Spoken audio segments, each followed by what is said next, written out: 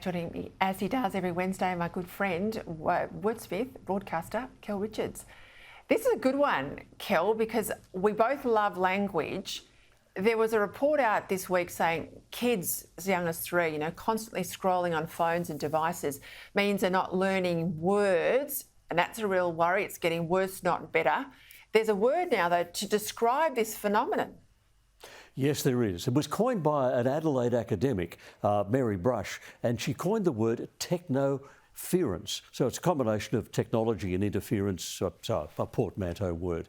And technology is interfering with little kids. She discovered that with average 3-year-olds in Australia are having 3 hours of screen time every day with smartphones and smart devices and TV, which they plonk down in, or the phones are given to them as a babysitting device. But the result, she says, is those little kids are missing out on hearing about 1,000 adult words in that time and missing out on about 200 conversations in that time. And that's how they learn. That's how they get the gift of language. So words matter. Words communicate and connect, and we are raising unless parents start changing how they function, we are raising a generation who won't have that connection and communication that words give us. Yeah, and look, the kids don't buy the device themselves. The kids get the device handed to them from mum and dad. And That's right. I sit at restaurants a lot of the time and I see the whole table, mum, dad and the kids all on devices. They're not learning table manners, they're not learning conversation, they're not picking up words. We'll leave it there. That's enough of the lecture from me. The word eavesdropping, we talked about spies last week. One of our viewers, Mark, wants to know, where does the word eavesdropping come from?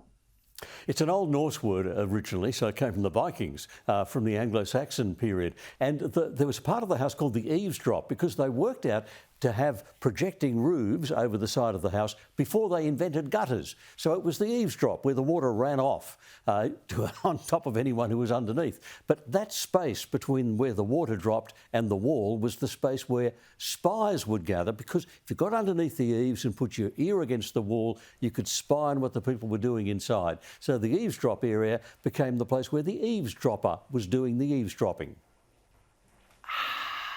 Fat lady, it ain't over till the fat lady sings. Where's that one come from?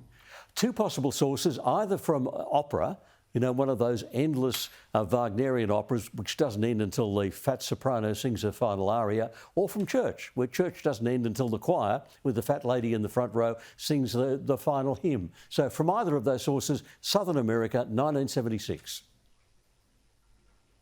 And it's all fat women, isn't it? It's terrible. We probably can't say that anymore, but we're all getting fatter, so we probably can. Kel Richards, thanks as always.